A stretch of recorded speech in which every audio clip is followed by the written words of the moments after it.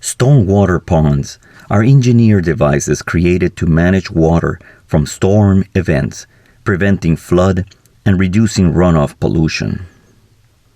But as any man-made structure, they require maintenance to prevent them from becoming unpleasant and extending their functions. In this video presentation, we show 3 examples of actions taken by citizens like you to improve the conditions of their stormwater ponds in their communities. Okay, my name is Herb Shukman. I live in the community of Island Walk, which is a community of 1,856 homes spread out over 700 some odd acres. We have 30 interconnected ponds that we have had problems with, and I'd like to tell you a little bit about our experiences. Going back to the year 2010, when my committee took over were appointed to take over the study of the lakes, we became very concerned because we found that, number one, the large bass were getting less and less each year. The amount of filamentous algae tended to increase every single year and was getting to be more and more of a problem. We were using more and more copper sulfate in the water to try and control the algae blooms. We found that there was occasionally a little odor coming out. The water had lost its clarity and had more turbidity, and we realized that we had a problem. And so we went to the board in September of 2010 and said that we have a problem and we really have to start investigating what to do about it and to come to some solution. We found that our oxygen saturation levels had fallen down drastically, and that we had reached a point where the larger bass would not be able to survive. That what happens is that as nutrients come into the water, the bacteria normally present in the water break down the nutrients and cause the material to be taken care of. But when there's too much nutrients, then what happens is the bacteria work and they use up the available oxygen. When the oxygen is used up, the bacteria then die. And then you get a buildup of material that settles on the bottom as muck. And you find also that you get a lot more filamentous algae because of all the nutrients in the water. You find that your clarity of water breaks down because of all that buildup of this material. In the first few years, everything seems to look wonderful, seems natural. There's fish, everything is doing well. In the year 4 to 5, we found that, after studying this, we found that you start to see that you're getting more and more algae blooms. You're using more and more chemicals every year to try and control it. You're finding that your water is starting to get a little more turbid. As the years go on and you get into years 6 and 7 and 8, you start to see even more of the above, and in some cases you start to discover odor formation that becomes sort of difficult for people to deal with. We believe, in all due honesty, that the implementation of the aeration system is responsible for probably at least 85 to 90% of our success. However, we don't know that. We just believe that. We know that the things we have done have given us a tremendous improvement. We have found that we have accomplished an awful lot. Our ponds, the water clarity is increased dramatically. Our muck levels was estimated by South Florida Water Management, by an expert from there, to be probably 2 to 3 inches deep in a community our age, which was 10 years basically at the time we did the aeration. When we sent down divers, which we did, we found that those depths were actually 12 to 30 inches. And in 17 months, we have reduced it 52% just because of what we did to date. So our muck levels have actually dropped 52%. And this is one of the things you have to be very concerned about. That's what's filling in your ponds, that plus the erosion factors. And one of the reasons the ponds have to be dredged every 25 years. You can do many things like we've done, which really should add another 20 to 25 years to that life before we'll have to dredge. We feel that the lakes and ponds, as they actually are doing much, much better. We see that all of our residents are really behind it and have supported us 100% of the way. And they all remark all the time about how much better the lakes and ponds look now than they used to look in the past. We have come to one conclusion, and that is the days of just looking at perfect grass meeting perfect water really can't exist in nature. When you have that, you'd have a situation that is going to break down. It's just a question of how long, when, and where. Hi, I'm Joan Justice. I'm in Palm Island. This was a project of ours to help save this little lake. This is a little lake. I live on the big lake. We were losing our shoreline really bad. When the rains came, you could see the lands wash away, and the waving action would erode the shoreline, and we were losing it, and the pond was getting shallower. So we decided to try to save the shoreline by putting 2 rows of rock at the control level, and then planting plants. So far we have just about all of the houses done except 2. The homeowners are paying for it, and it usually costs them like $250 just for their frontage. Because we're doing it ourselves, it's a lot cheaper that way. The landscapers put it down. The county doesn't allow rickrack, but they said that we could use the 2 rows of rock, and we're calling it a border. So then we're planting plants below that, and it's a definite line where the landscapers will stop and not keep cutting the plants down, and the erosion will stop because the rocks are holding back the erosion. And so far it's working out well. Most of these plants I've started from seed, so it hasn't been expensive for us to do the plantings. Well, there's duck potatoes. There's little clutches of duck potatoes, and then the water cannas, the yellow water cannas. They're in groupings, and then the irises, the water irises, those are purple. And I did put some bog lilies in here. It's hard to get the seeds from the bog lilies to start those, but as I collect them and start them, we put them over here. But we're putting everything that blooms, things that bloom. The board was all for this in the beginning, but some of the homeowners objected to it. And but as we've been working on it, they've all come around, and they see the purpose behind it and how nice it's looking. So they're getting in on it too, and we've had quite a few donations for some of the property, some of the common property, but most of the homeowners have taken it upon themselves to put the money in and buy the rocks. My name is Larry Harvey. I'm on the Heritage Palms Community Development District. I'm a vice chairman. We have been involved here at Heritage Palms on the CDD since the takeover from the developer US Home back in 2005.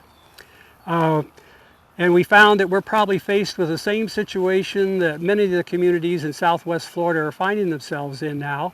And that is over the years, erosion has been affecting our shorelines.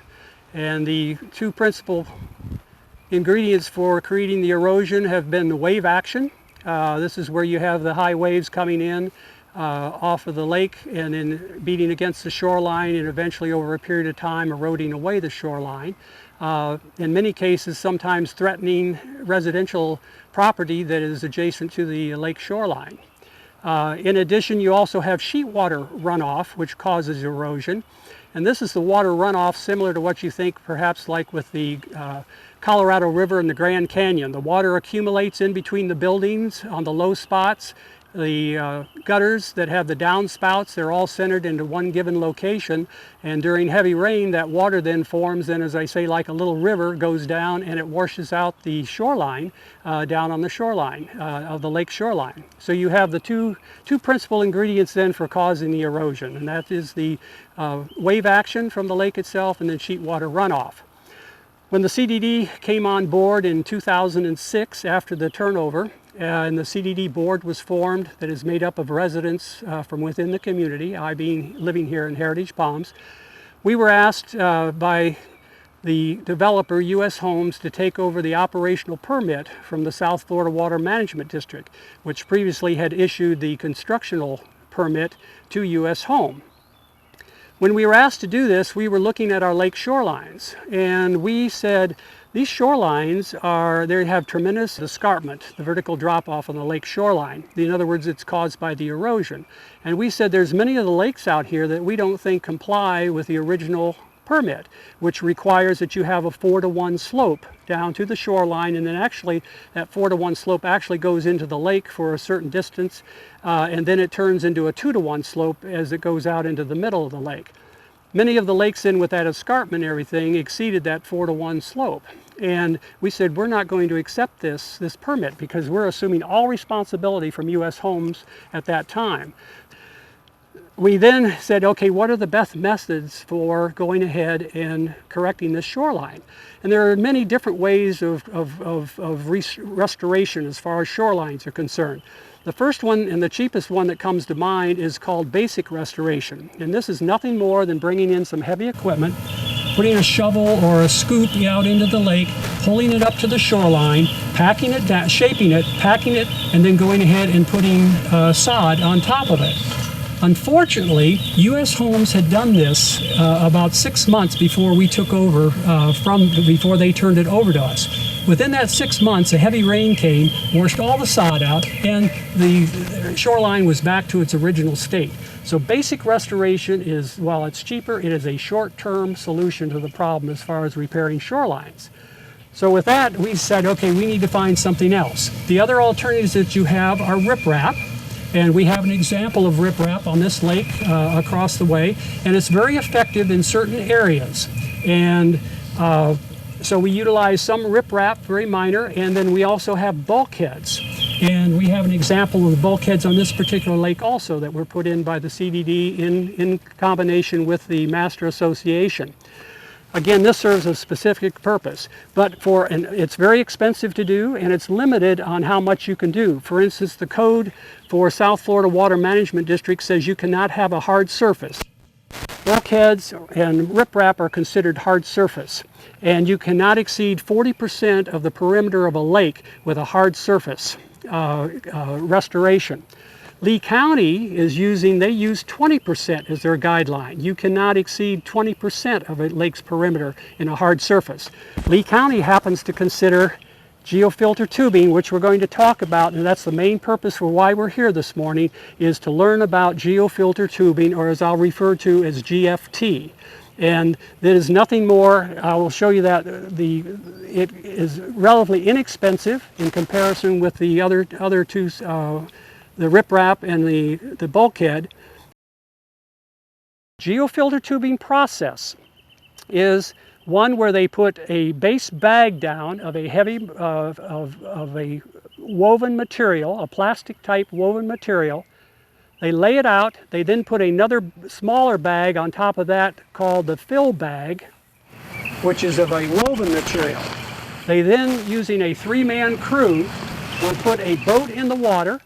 They will have a large diesel engine on that boat that is a suction engine that they put a 8-inch pipe or flexible tubing into the lake at the surface. They'll take a diver in a wetsuit who goes down to the bottom of the lake with that suction hose, picks that sand and debris up off the bottom of the lake, comes back up through the boat. They then have a person up on the shoreline, and they have a hole in the base bag, just a little hole where they put that 8-inch tube in, and then they force all of that sand and debris into that bag, and they fill it up. And they can actually do about 300 to 400 linear feet a day by filling that bag up. And so they go all through the shoreline then filling that bag.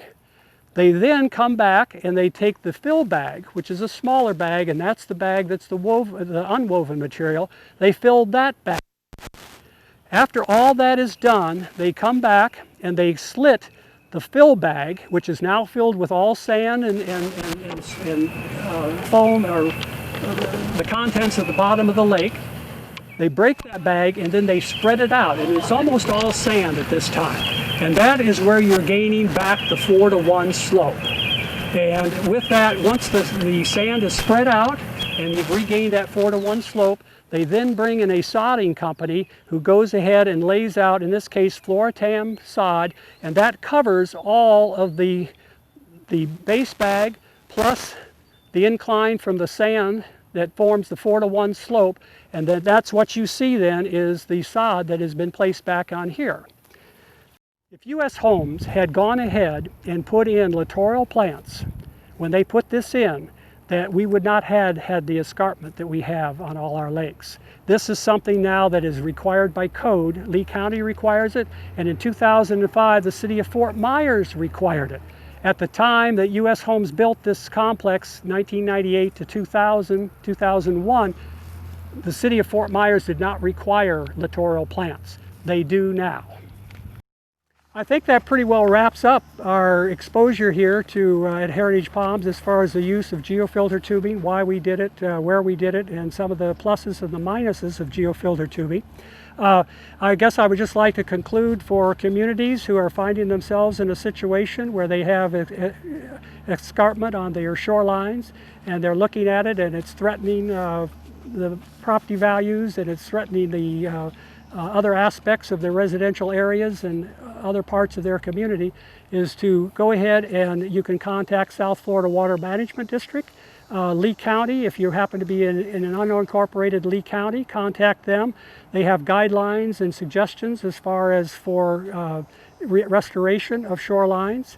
I think you will find that another integral part that should be emphasized, that if any type of restoration, that all the community, all the city and the county is recommending and encouraging and requiring by code the use of littoral plants. And so in our conclusion here with geofilter tubing, I'd like to put in that the littoral plants are an integral part of shoreline restoration and maintaining minimizing the effects of erosion during the future.